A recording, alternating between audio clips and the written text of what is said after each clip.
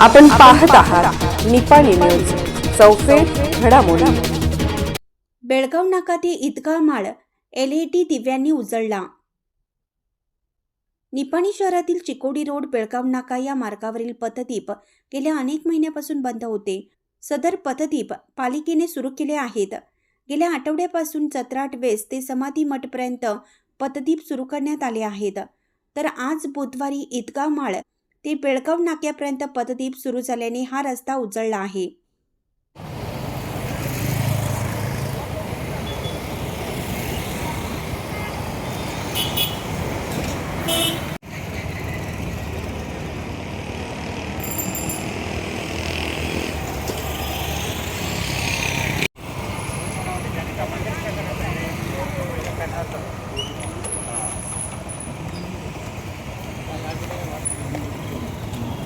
अशाच अपडेट्ससाठी निपाणी न्यूजला सबस्क्राईब करा आणि रहा अपडेट।